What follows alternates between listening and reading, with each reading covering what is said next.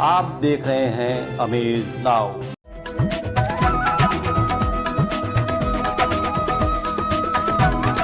नमस्कार, मैं हूं अरविंद श्रीवास्तव। आप देख रहे हैं अमेज नाउ की खास पेशकश आस्ट्रो वर्ल्ड नाउ।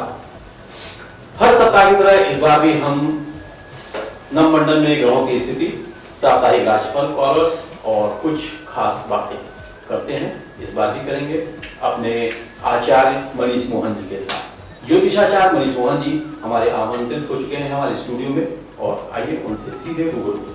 आचार्य मनीष मोहन जी, बहुत बहुत स्वागत है हमारे स्टूडियो में हमारे दर्शकों के साथ। ओम गणपतये नमः। एक लाइन कहना चाहता हूँ, उसके बाद सारी बातें शुरू होंगी जी। कैसे कह दो कि थक गया हूं मैं, न जाने किस किस का हौसला हूं मैं।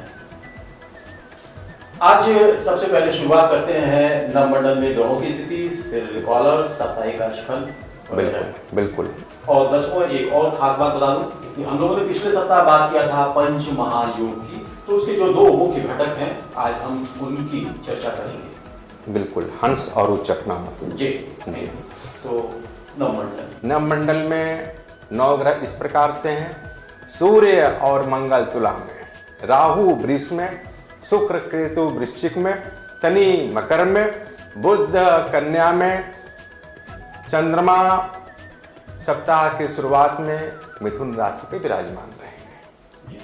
तो अब साप्ताहिक राशिफल से ही शुरू करते हैं। जी बिल्कुल।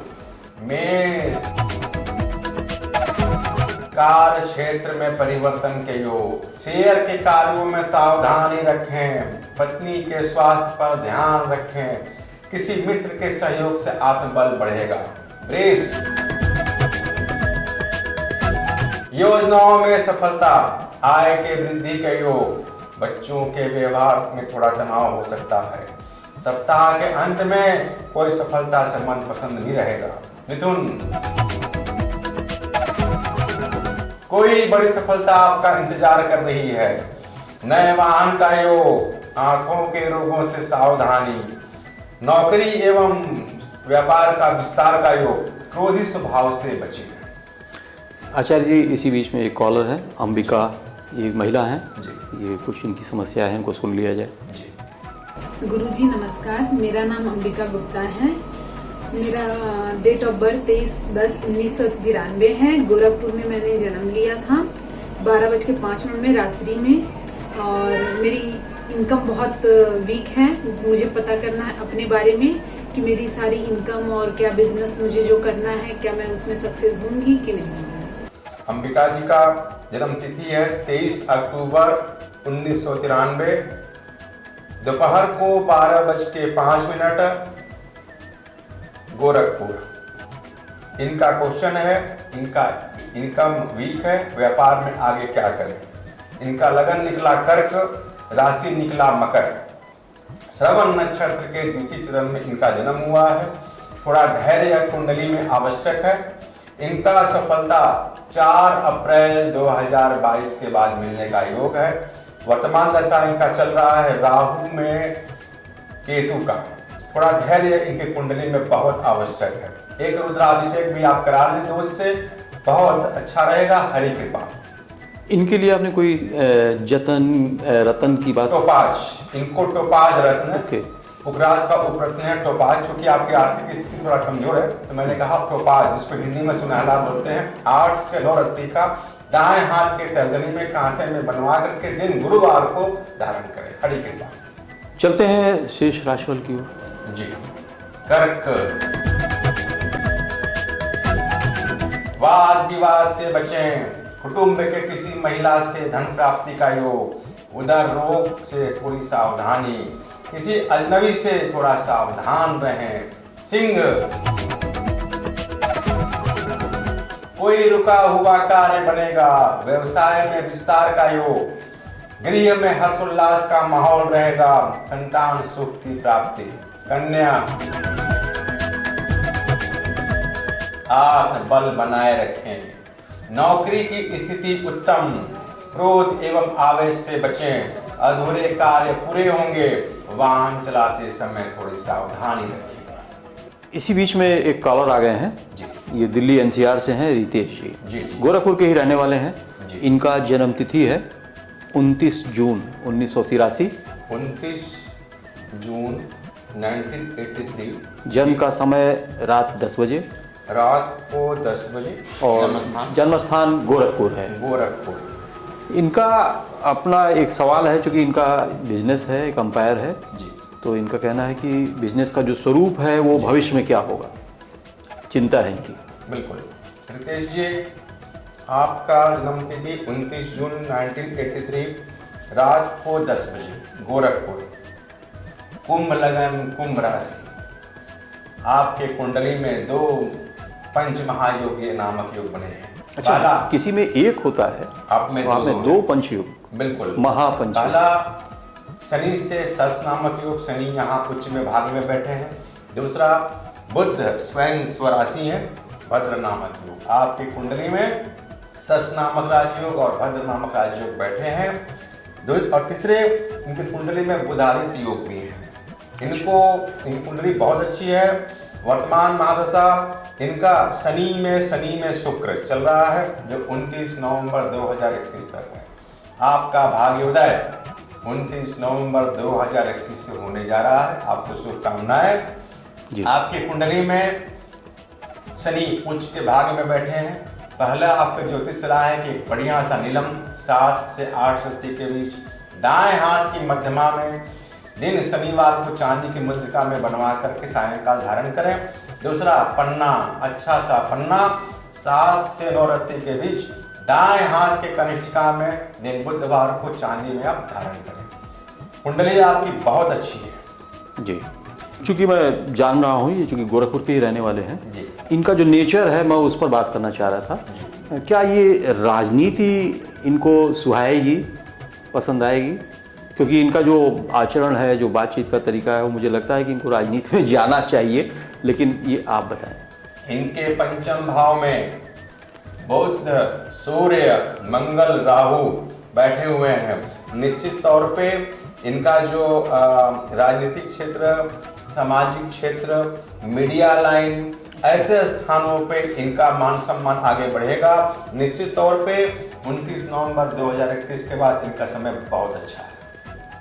चलिए अब चलते हैं शेष राशिफल की ओर। जी। तुला, मन परेशान हो सकता है। नौकरी में विदेश यात्रा की योग।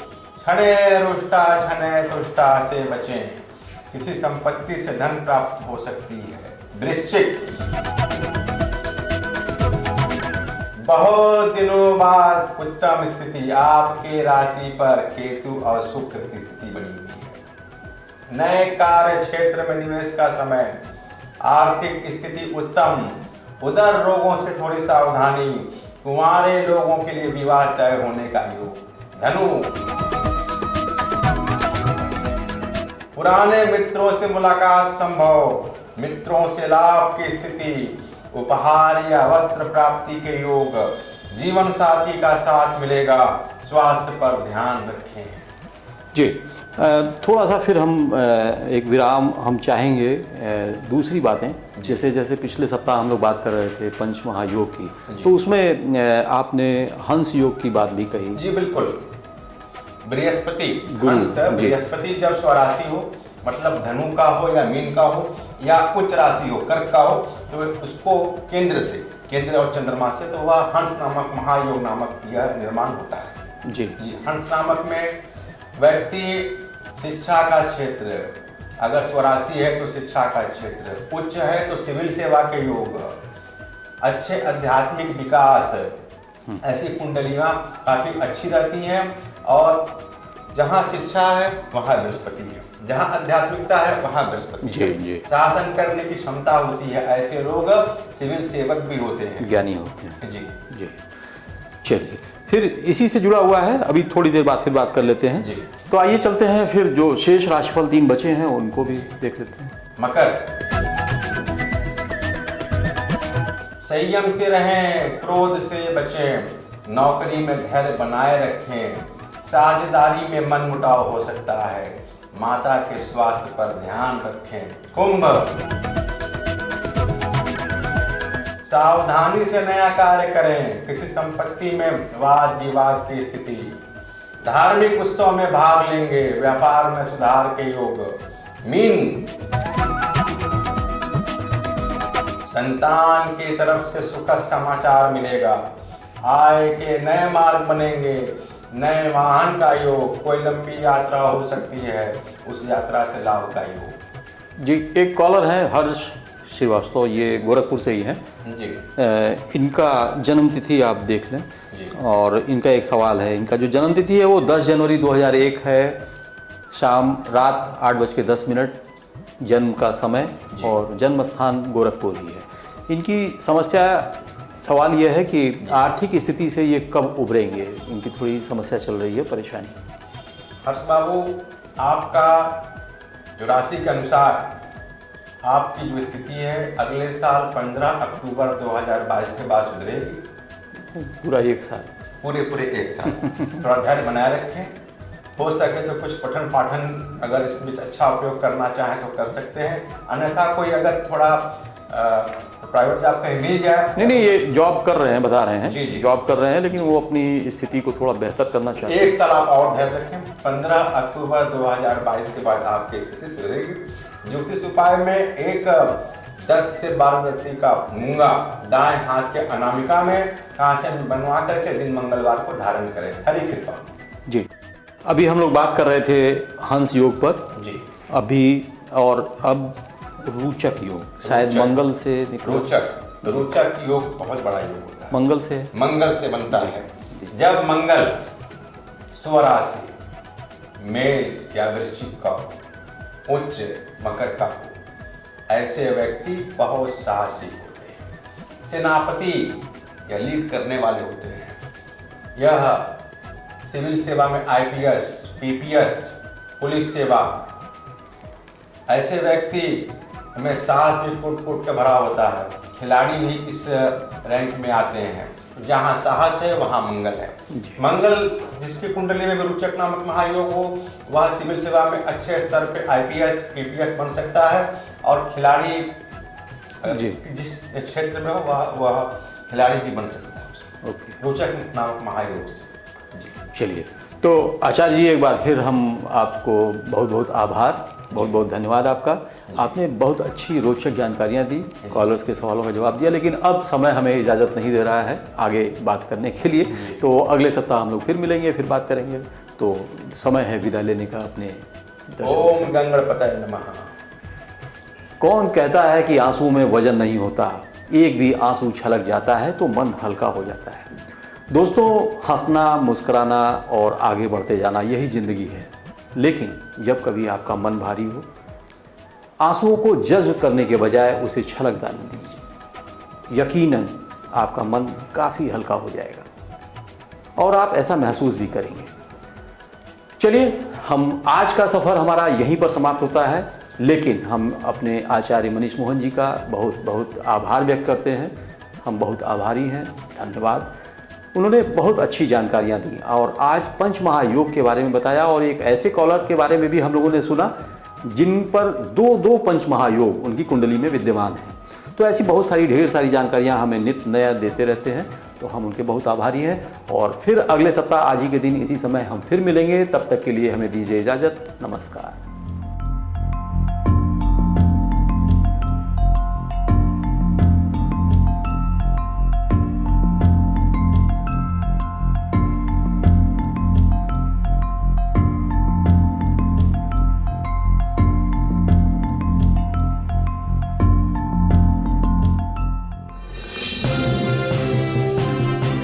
आप देख रहे हैं अमेज नाउ।